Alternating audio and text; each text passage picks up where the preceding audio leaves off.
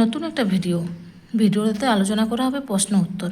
এই প্রশ্ন উত্তরগুলো যদি তোমরা একবার পড়ো তাহলে পরীক্ষাতে কিন্তু এগুলোর বাইরে একটাও প্রশ্ন আসবে না, এটা তোমাদের গ্যারেন্টি। তাহলে এখান থেকে যে প্রশ্ন উত্তরগুলো হবে সেগুলো দেরি না করে একটু আলোচনা করে নিই। যেটা হচ্ছে অগ্ন্যুৎগম অধ্যায়টা থেকে প্রথমে তোমাদের অগ্ন্যুৎগম কাকে বলে পড়তে হবে।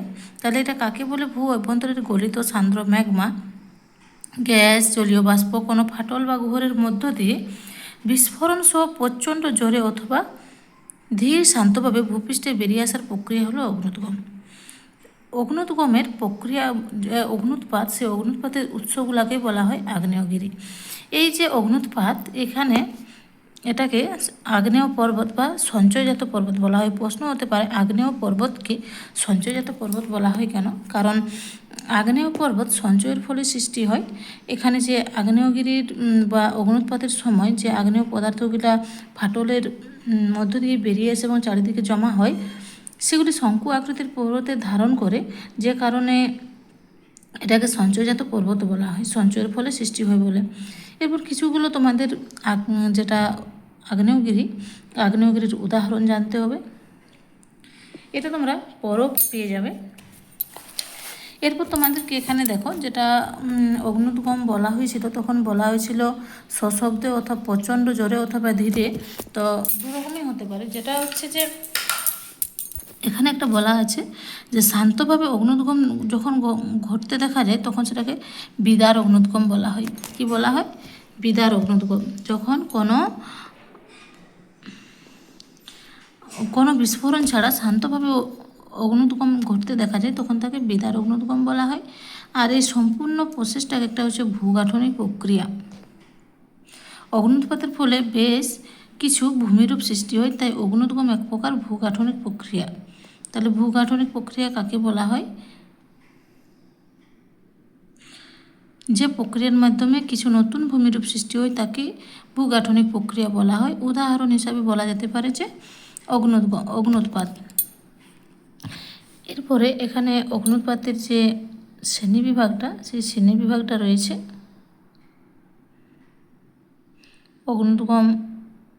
অগ্ন্যুৎগমটা কোথা থেকে আসছে? একটা অন্তর্জাত প্রক্রিয়া, সেই অন্তর্জাত প্রক্রিয়ার থেকে এই অগ্ন্যুৎগমটা আসছে। এরপরে হচ্ছে যে আমরা যেটা জানবো এখানে, ম্যাগমা কাকে বলে? ভূ অভ্যন্তরের গলিত সান্দ্র পদার্থকে ম্যাগমা বলে। আর ম্যাগমা ভূপৃষ্ঠের বাইরে নির্গত হলে তাকে লাভা বলে। এরপর যেটা আমরা জানবো এই অধ্যায় থেকে, আগ্নেয়গিরির শ্রেণীবিভাগ। তাহলে আগ্নেয়গিরি কয় প্রকার ও কী কী? একটা খুব গুরুত্বপূর্ণ প্রশ্ন। আগ্নেয়গিরি হচ্ছে 3 প্রকার: সক্রিয় আগ্নেয়গিরি, সুপ্ত আগ্নেয়গিরি আর মৃত আগ্নেয়গিরি। সক্রিয় আগ্নেয়গিরি কোনটা? যেটা আগ্নেয়গিরি সৃষ্টি হওয়ার পর থেকে অবিরাম বা প্রায় অগ্ন্যুৎপাত হয়ে চলেছে, সেগুলো হচ্ছে সক্রিয় আগ্নেয়গিরি। সক্রিয় আগ্নেয়গিরি আবার 2 প্রকার, একটা হচ্ছে অবিরাম, একটা হচ্ছে সবিরাম। সবিরাম মানে বিরাম সাথে নিয়ে, অর্থাৎ কিছুক্ষণ পর পর বা কয়েকদিন পর পর বা কয়েক বছর পর পর যেখানে নিয়মিত অগ্ন্যুৎপাত হয় তাকে বলা হয় সবিরাম অগ্ন্যুৎপাত বা সবিরাম আগ্নেয়গিরি। আর যেটাতে অবিরাম মানে সেখানে কন্টিনিউয়াসলি আগ্নেয়গিরি থেকে লাভা নির্গত হয়ে আসছে তাকে বলা হয় অবিরাম, যার কোনো বিরাম নেই। তাহলে অবিরাম আগ্নেয়গিরি। এরপরে হচ্ছে যে সুপ্ত আগ্নেয়গিরি। সুপ্ত আগ্নেয়গিরি বলা হয়েছে যে যেসব আগ্নেয়গিরিতে অগ্ন্যুৎপাতের পর দীর্ঘকাল নিষ্ক্রিয় থাকে, অর্থাৎ হঠাৎ কোনো এক সময় অতীতকালে অগ্ন্যুৎপাত হয়েছে কিন্তু অনেক দিন পর্যন্ত সেটা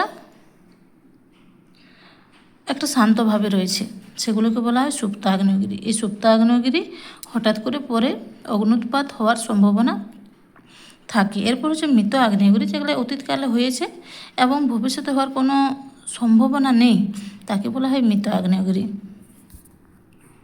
প্রত্যেকটার কিন্তু তোমরা উদাহরণ মনে রাখবে। ইতালির ভিসুভিয়াস হচ্ছে অবিরাম, আর ইতালির স্ট্রমলি হচ্ছে সবিরাম। সুপ্ত আগ্নেয়গিরি হচ্ছে জাপানের ফুজিয়ামা, ইন্দোনেশিয়ার কাকাতোয়া।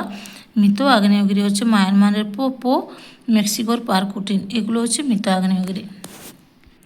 এখানে তোমরা আরেকটা জিনিস জানতে পারো যে আর পাহ কী?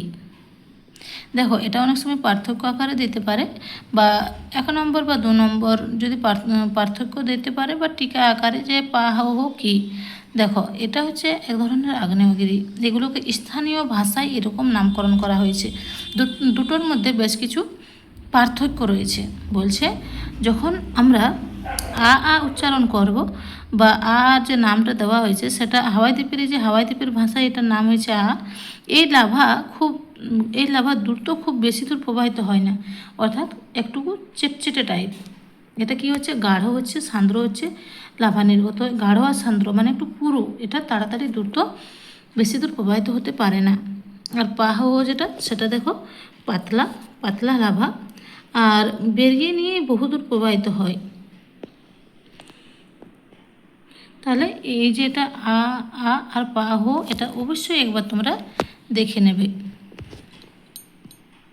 তাহলে এই প্রশ্নগুলো করলে তোমাদের কিন্তু এই অধ্যায় থেকে যে কোনো প্রশ্ন পড়লে তোমরা সেটা খুব ভালোভাবে পেরে যাবে। এখান থেকে বিশেষ করে যে আগ্নেয়গিরির শ্রেণী বিভাগটা, লং কোশ্চেন বলো আর এমসিকিউ বলো, এটা বেশি ফোকাসের জিনিস। কারণ আগ্নেয়গিরির শ্রেণী বিভাগটাও বলা হয় যে আগ্নেয়গিরি কয় প্রকার ও কী কী, উদাহরণ সহ সংজ্ঞা লেখো বা উদাহরণ সহ বলো, তাহলে সেখানে তো হবেই। আবার এমসিকিউতে বলা হবে যে নিচের কোনটি মৃত আগ্নেয়গিরির উদাহরণ, অনেকগুলো অপশান দেওয়া থাকবে। যে কারণে হচ্ছে তোমরা এই উদাহরণ আর সংজ্ঞাগুলো কিন্তু খুব ভালোভাবে কিন্তু পড়াশোনাটা এটা করে নিও।